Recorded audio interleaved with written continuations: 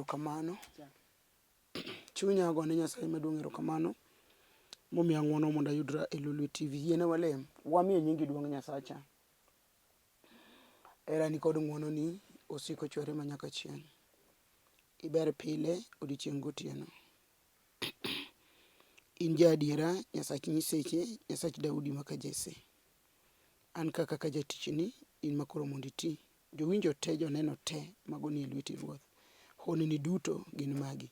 Koro tim berni, gi lochni, gi tekoni, gi dwaroni, gi duong'ni. Alami yor yie e nying Yesu Kristo ja Nazareth. Amen. Wasomo kodi Mathayo. Mahero kabisa mabahero somo. Wabro somo Mathayo mopogore opogore ariyo. Wasomo Mathayo 11 matino 27 nyaka 28 wacho niya: Wuora oseketo gik moko duto e lweta. Wuora oseketo gik moko duto e lweta. Mane kama dwa somo kadwa natieke koro wachikra 28 wacho niya: Biuru ira un duto mujony kendo mugangoru mapek mondo amiu yueyo.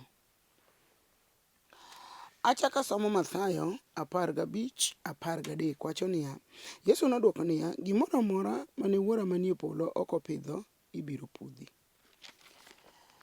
Wago erokamano nikech en ng'wono kod dwaro mar Nyasaye mondo ayal muma mar Roho Maler omiya. Muma makwongo somo wacho wach malich to pek to ber to en gi teko. Ni Yesu wacho ni Wuora oseketo gik moko duto te e lweta. Tiende ni Nyasaye ochiwo gik moko te e lwet Yesu Kristo ma Wuode. Koro Yesu lero adhara e nyim ji e andika ni wuon mare oseketo gik moko te. Tiende ni kata kionge gi nyathi to Nyasaye osemiyo Yesu mondo omiyi. Kod ionge gi kwe, Nyasaye osemiyo Yesu mondo omiyi. Koda chini to Nyasaye oseketo gik moko te e lwet Yesu Kristo mondo kechi otimni maber, opuodhi. Koda in gi wasiki to Nyasaye oseketo gik moko te e lwet Yesu Kristo ja Nazareth. Koda in gi lek marach to Yesu oseketo gik moko te kuome mondo konyi. Koda in gi spiritual husbands, Nyasaye oseketo gik moko te e lwet Yesu Kristo mondo otimni maber. Koda kothi moko ran to Nyasaye oseketo gik moko te e lwet Yesu Kristo mondo otimni maber. Akia ka biwinjo wach ni Yesu wacho ni Wuora oseketo gik moko te e lwete. Nyasaye oseketo gik moko duto te e lwete. Awachni nyaka ngimani Nyasaye oseketo e lwet Yesu. Nyaka muya miyueyo Nyasaye oseketo e lwet Yesu. Nyaka parruokni Nyasaye oseketo e lwet Yesu. Nyaka tuo manie dendi Nyasaye oseketo e lwet Yesu. Nyaka pi wang'i mosiko ka ywak kionge kod kwe Nyasaye oseketo e lwet Yesu. Ndiko wacho ni Wuora oseketo gik moko duto e lweta. Koro adwa ni winje chunyi ni wach mosesandi matami nindono. Wach misewuothogo ka juokeno. Wach ma jokoro kod jolewni gi gik mopogore osewuondino. Wach momiyo anyuolo chaino. Wach momiyo meru gi wuoru kia in ng'atono. Muma wacho ni Wuora oseketo gik moko duto e lweta. Yesu olero maler adhara ni Nyasaye ma wuon mare, nikech Yesu en wuod Nyasaye, oseketo gimoro amora e lwete. Gimoro amora. Inakia gimiwinjo korem kuom Yesu ja Nazareth onge. E kinde moko nyathi moro nyogochona. To wachona ni pastor ni an ng'ane tadak kama. To an gi chandruok to in midwa konya. Ing'eyo ni ka ng'ato koni orui piyo ni en gi chandruok to in midwa konya. Ing'e ni paji tiyo en chandruok mar pesa. An aonge pesa. En chandruok mar ang'o nikech chandruok yorgi wechegi opogore. Koro wiyo ochako tiyo, wiyo ochako chiemo to en bo wuoyo. To kona ni an gi chandruok taringo iri in mibiro konya. Koro achiko ita mondo awinj chandruogni to kona ni winjo. An nakawo pripiki loan. To sama wuoyo kodi ni agwa mtoka moro maketho gik mang'eny kuome. joge dwaro pesa mang'eny mondo achulgi. An kata kaka kora tim kora kia. Mana kaka koni ni ka ng'ato koni en gi chandruok to in minyalo konye nyaka pachiri en to dwaro pesa nikech pesa te giko mag weche. Aruyo pia koni na to in kanye ni an abutgi ka. To polis osebiro. Polis pok obiro pod ging'iye kendgi. Takone adwa konyi, an adwa konyi. Mondo yep wachni omara walemo ket lweti dhi chunyi. Na lemone, alemone gi sirimo. To kase lemone tagoni amen. Takoni koro bed gi kwe, Nyasaye dhi lochoni. To bang' dakika moko matin to simba ywak. Ok obudho dakika moko mabet chuok. To simba ywak. To jal mogocho chama kwani ni mano an to ing'a. Ni an manyisi ni agwe mtoka moro an gi pikipiki. Wachane Nyasaye milamona otimona hono. To tima mo. Nyasaye okelo jomoko buta. To jogo wachona na manyo machielo mondo aepi nikech kwan ma jogo gono kabi nyalo. Jogo osewacho ni 50,000. To Nyasaye milamono odina wang' gi dichiel ta aepo ga pikona. An free kendo an thuolo anyalo tiyo tichina. Agone Nyasaye erokamano. Muma wacho ni Yesu wacho ni Wuora oseketo gik moko duto lweta. Ineno hali manyo hepe gi nyathicha kapok ochwade gi kite. Nyasaye no epo kode nikech lamo. Tiende ni lamo nigi teko. Koro ka Yesu wacho ni gik moko duto oseketo lwete. An be sama nalamone mana kuom nying Yesu moseket gik moko duto lwete. Kochopo Jumapil brother ni obire kanisa. Nikech na kiae an ogona sime ta kiae an pok anene. Kubire kanisa ochung' mondo wuo to wacho ni an ng'ane akama kama. Nya gocho ne mama. Kane an gi pikipiki mar loan tagwe mitoka. Tagocho ni an gi chandruok gima nyatimo onge to mama no lemona. To bang' lemona to Nyasaye okelo yo takalo tawe jogo kanye. To no more kanisa no more gima temo wacho ni muma wacho ni Wuora oseketo gik moko duto te e lweta.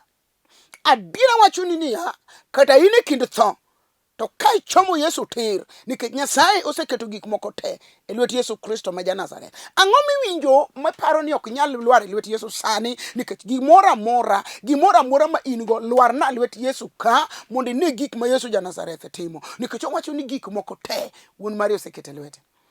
Kano chopo Monday bang' Jumapil to simba ywak to ng'ato gochona. In fact ne koro noyudo kasi save namba ne.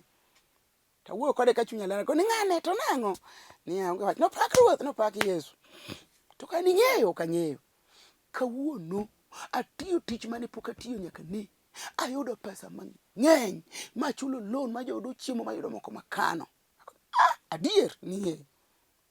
Nilamo na oyawna yoma yani ok chal gima an awinjo ka koro an gi kwe kendo koro amor. Anyise ntiyo pesa di. Pesa ne moko nya wacho ni TV ka onyisa pesa mutiyo.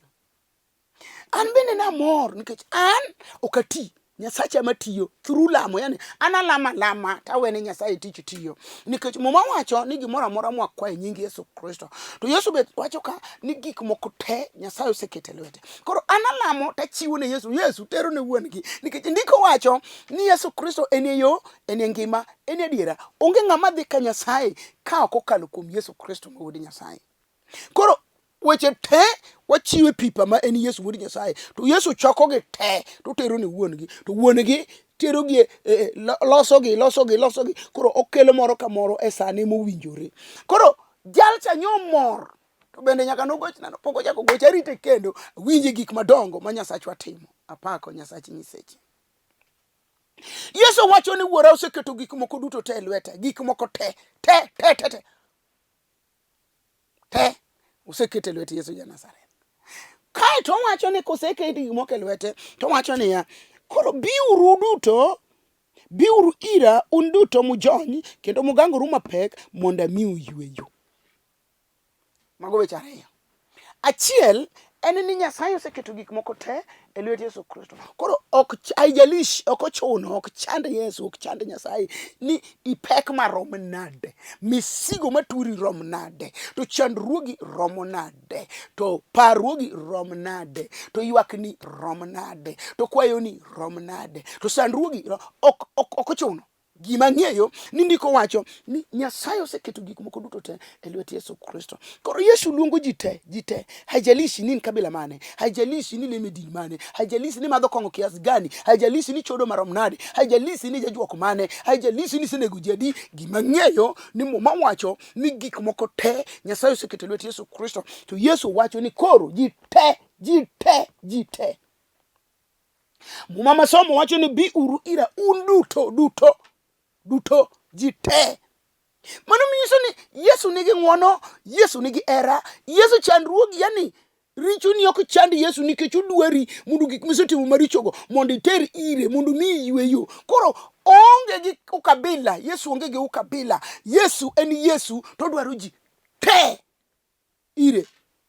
Maparo ni koso mae momiyo jower moko noloso wer ni twende zote juu nyumba ya baba. Ji te Yesu dwaro mondo dhi ir Nyasaye. Koro Yesu wacho ni biuru ira un duto mujony kendo mugangoru mapek mondo amiu yweyo. Koro Yesu dwaro ji te ire, ji te, everybody, all. Come to me all. Njoni kwangu nyinyi nyote. Biuru ira un duto.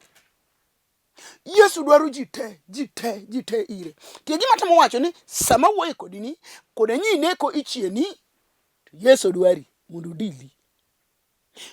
Kore inajuoga makawuono ji duto manyise thiedho wuoyo kodi, to Yesu dwari mondo konyi. Kodi dhako nyako majachode machoda mburu te, yani wuok oko kambocho dwasi, Yesu dwari mondo resi. Kodi bedi chuo mok ne josikat, Yesu dwari mondo ri okonyi. Yana wacho ni ya kodi bedi jandulume magore di parga bich odiochieng' achiel piny, Yesu dwari mondo konyi. Awacho ni ya kodi raura madhogi chwero lao, Yesu wacho ni biuru duto. Koda onge ng'at madwari, Yesu dwari. Emomiyo Yesu wacho ni ya biuru duto un mujony to ugangoru mapek. Awacho ni kate loro were maji yanyi maji uchai jikoni ndoke nyuol mari sijui iyo to sijui kabedo nade gasia weche matindo mathoth, to Yesu wacho kawuono nodwari bi mondo mi yweyo. Nikech ng'eyo nitie chandruok moko ma ka chando ji to yweyo onge. Kodi dhako manonyuol 1994 to nyaka kawuono pok ichak inyuol, to remo tobe ni kuomi, to an ka mondo mi wach ni Yesu dwari mondo bi ire mondo chungni remo to ichak inyuol kendo. Kuda bed ni noyanyi to kanyo dagi chango bang' higa 10 mokalo, in gi chandruok odiochieng', to Yesu wacho ni biuru ira un duto te mondo amiu yweyo. Koro ane ka mondo wachi ni e gimoro amora masandi, ibed chuo mateko na madichuo rumo, in kawuono ne nchiegi kaka dhako wadgi. Winji, Yesu wacho biuru ira un duto mujony. Biwa dak koro bi nikech sa oromo ma ng'ato ka ng'ato koro winjo ting' misigo mature mondo kelne Yesu, nikech Yesu wacho ni biuru ira un te kaita miyo yweyo. Amanjo ni kati bed jaduong' madala ne owuore, madala ne okethore, ma nyithindo ran te, nyithindo onge oran, moko madho kong'o, moko kian dade, moko jokuoye, moko jojuogi, moko jonjaga, yani okethore. Mane ma Yesu dwaro. And that is why Yesu wacho ni biuru ira un duto mujony to ugangoru mapek. Nikech ng'ato nyalo jony to kuka misigo muting'o bende ture, to jony makamo misigo kete onge. To Yesu wacho biuru ira un duto te mujony to ugangoru mapek, tabiro miyo yweyo. Awinje Roho Maler ni yweyo mana ni kuom Yesu. Ok ang'eyo gima timi. Wan gi jomoko ma kakoyo ng'ich kaka koro stindeni to ok oywe nikech jachien omiye misigo mar asthma, opong' makore gone winji. Yesu wacho ni ng'ata ng'ata mojony ok oyiero. Yesu ok oyiero obed motow mokuok mowiti. Yesu dwaro mondo Yesu mondo losi, nikech gima okethore ema nokelo Yesu. Nikech ka Yesu nie msalaba Kalvari, to wuod Nyasaye ywak kowacho ni tichna koro rumo, atieko duto rume msalaba Kalvari. Yesu wacho ni biuru. Muma masomo mogik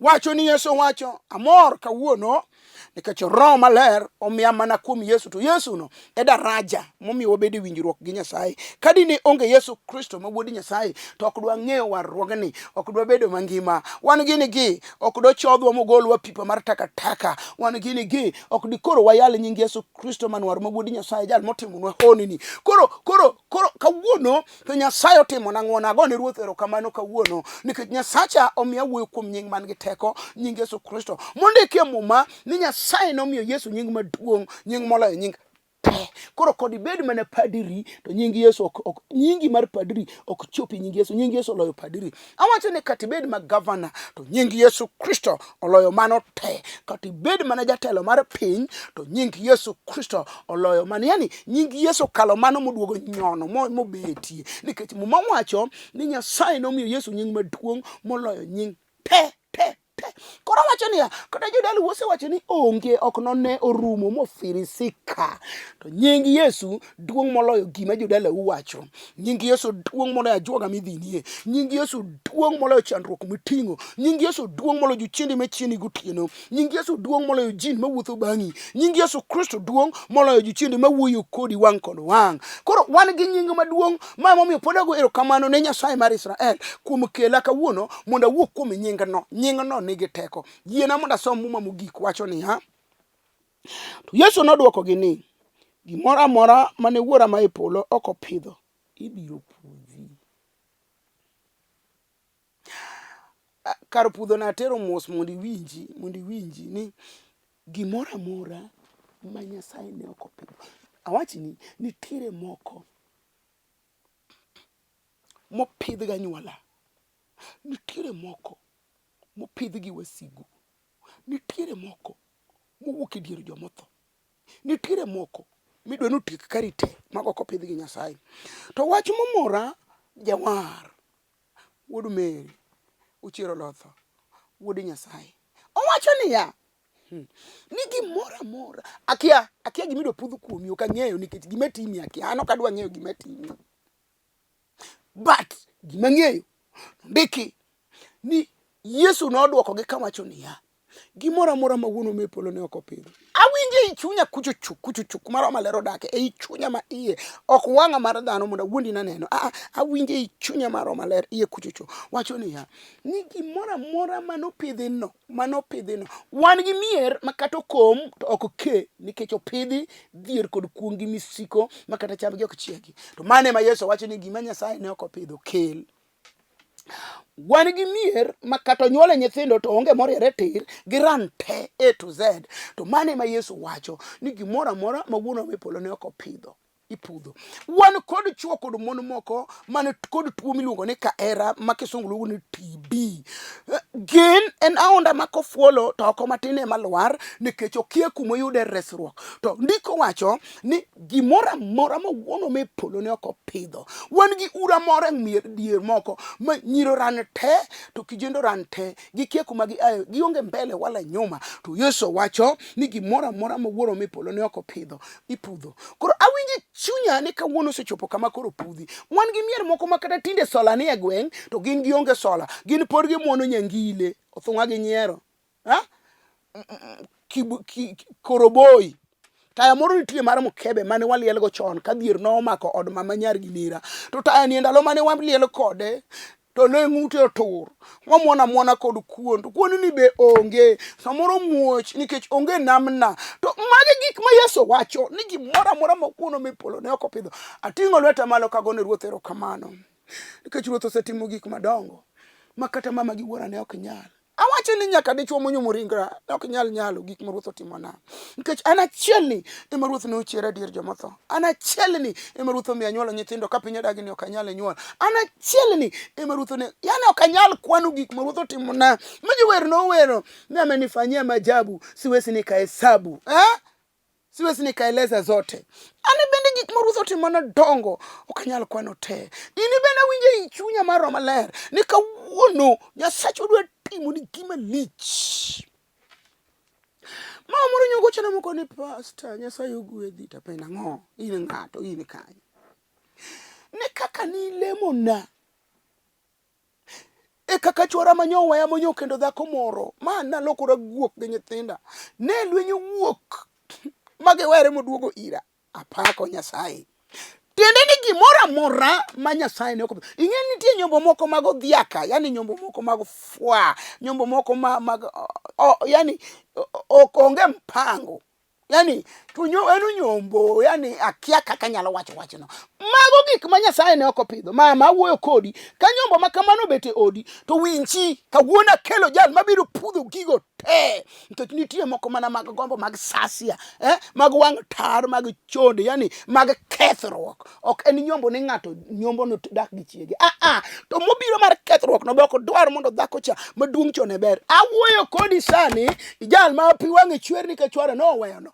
Ane ka mondo nyisi ni Yesu wacho ni gik moko te wuon mare ne ok opidho ipudho. Be nitie gimidwa no pudhi ni sani. Mama cha yogo koko moko no opudhina mano ochako oro wadgi omiyo wadgi namba na. Ne kedwaro konyruok wa mina ba bisobni dhi konyi. Ano lemo na leme sime aneno Nyasache no. Mama macha no singo na ning'eyo. Abire kanisa ni Jumapili. Abiro gima neno gi wang'a.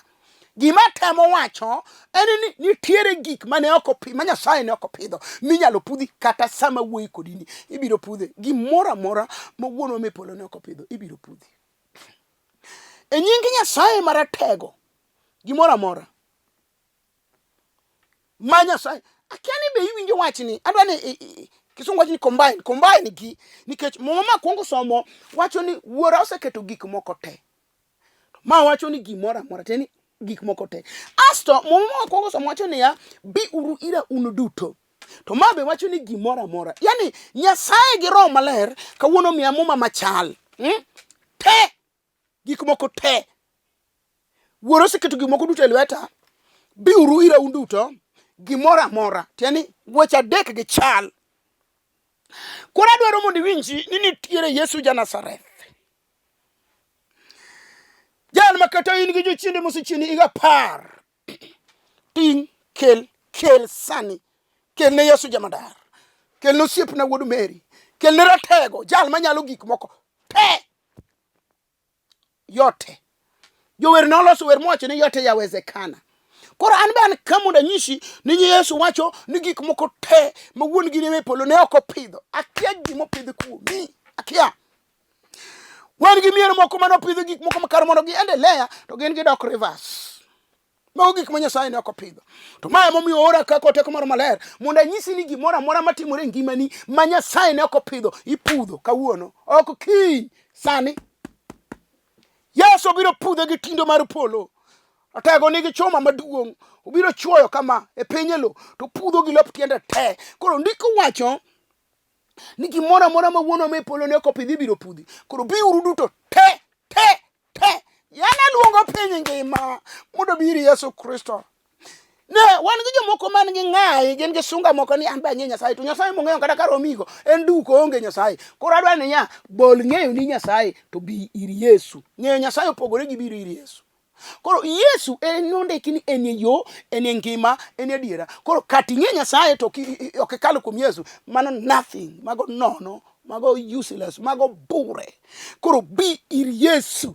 Ndiko wacho Yesu wacho ni biuru ira un duto nikech Yesu en yo, en ngima, en adiera.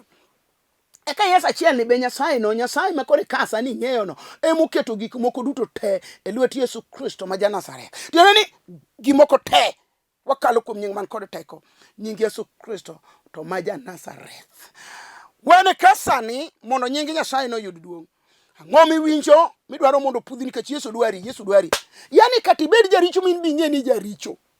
To Yesu dwari. Kodi bed ma ng'ama otwe gagi mitwe miumo go nyaka wang'i. To Yesu dwari. Kodi bed mana ng'ama wuondo ji mitero ji e slaughter. To Yesu dwari. Yesu dwaro ji. Te. To kisebiro ir Yesu. Ndiko wacho ni misigo miting'o ema yie to mi mare mayot. Koro bedo sigo mar ich motamore mako nyathi to biya ibiro yigo. Ubed choke marami pile ka pile biya ibiro yigo. Ubed daktari nyo wuondi no oketo tongo dichuo kuomi mondo mak ich to tamore dongo. Yesu wacho ni biya bi. Biuru ira. Nikech mar dhano ok nyalore to mar Nyasaye to dhi nyalore, nikech Yesu wacho ni gik moko temo wuon gi mepol noko pidhi biro pudhi teko luongi ni bi ira un duto mujony. Eko wacho ni gik moko te wuon mare ma Nyasaye oseketo e lwete. Akia kamigike bende akia gimidwaro. Ok ang'eyo ni chunyi to wacho ang'o kawuono ka an ka awinje i Roho Maler ni nitie jal moro ma ywak oromo. Lwenyo hewe. Chandruok orome. Odwaro Nyasaye man gi teko. Odwaro Nyasaye maratego. Odwaro Nyasacha Agar madhako. Jal manoneno Agar kokwame thim. Awinjo kodwaro Nyasachi Daudi makajese. Ma Daudi ne opako moko ni abiro luongi ni Bel Parasim. Odwaro Nyasaye ma Nyasachi Ibrahim makatera. Ma Ibrahim ne ochako ni Jehova Jire, Nyasaye ma jachiwo. Kata kawuono gimoro amora midwaro Nyasachi odwa timo ni sani. Kuom teko mar Roho Maler. Awinjo ni Nyasacha dwa timo ni gimoro sani. Goyo sana meja erokamano. Yena walem kodi lovo sinta glory. Nyasaye mangima majang'wono kendo majadiera maratego. Remo manochwere msalaba Kalvari. Yesu wacho maler kondiki e muma mang'era ting dhoge kwato yera char. Ni seketo gik moko te lwete. Jali ni kuomi Nyasaye bo ywak gik mikete lwete Yesu go odwaro.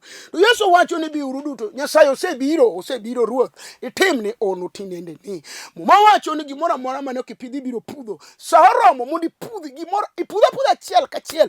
Pudh gimoro ka gimoro. Obed mane dala ng'ato, obed mane od ng'ato, obed mane ngima ng'ato, obed mane ranga ng'ato, obed mane kuom koth ng'ato, obed mane lop ng'ato, obed mane anyuola moro. Pudha achiel kachiel nikech ondiki di gik mane okipidho ibiro pudho kawuono kuom nying Yesu Kristo. Pudh te livita.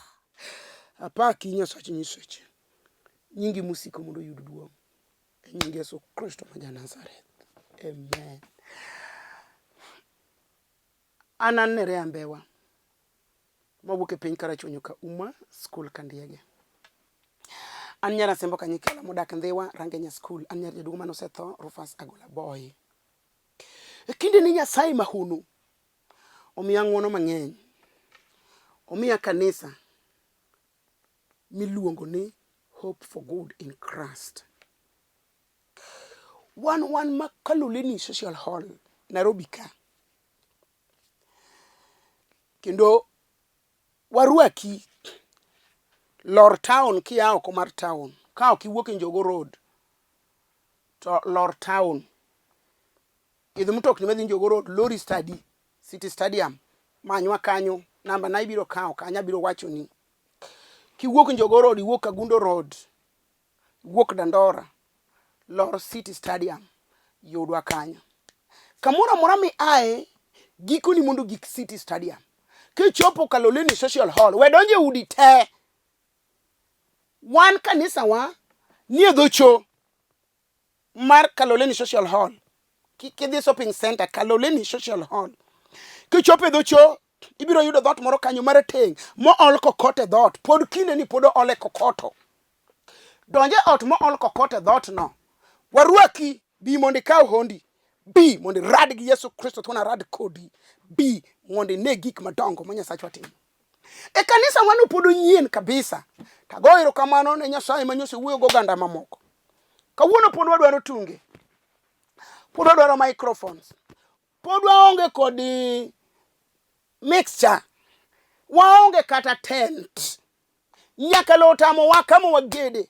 Tawinjo ka Nyasaye dwa wuoyo gi dichuo moro gi dhako moro. Magombo mondo tine Nyasaye. Yienwa ing'ewnwa kata lo, kata tent, kata mixture, kata tunge kaka speaker. Kod mimake lwedo miluongo ni microphones. Nyasaye ma ono mondo gwedhi nikech awinje i roho ni Nyasaye dhi mulo ng'ato dhi timo gimoro ma ono. Nyasaye omi ng'wono itine Nyasaye mondo ruoth ogwedhi. Awinje chunya ni ji mang'eny manyose tiyo ne Nyasaye kokalo kuom kanisa manyien ma ruoth omiyowa osetimo neno te kuom gik madongo ma Nyasaye otimo negi. Ini bende rito kuomi mondo itim neno. Nyasaye mondo ogwedhi. An Bishop Nereah Mbewa. Namba na ji mang'eny wacho ni samoro ok oring kama kura yale ni, ok oring piny ka. Ka ok oringi mok inene to chik iti maber kaw kalam. 0720 awacho mos 0720 40 tiena 4 nono 3 9 adek ochiko 1 3 achiel adek. Aparo no winjore maber. 0 7 2 0 4 0 adek ochiko achiel adek. Nyasaye mondo gwedhi ka warwaki bi ikel osiepni moro ine gik madongo. Bende kel mana jo chandruok, ikel joma winjo maber, ibiro neno kwa kanyo ka en kod kwe. Nyasache mondo gwedhi e nying Yesu Kristo ma ja Nazareth.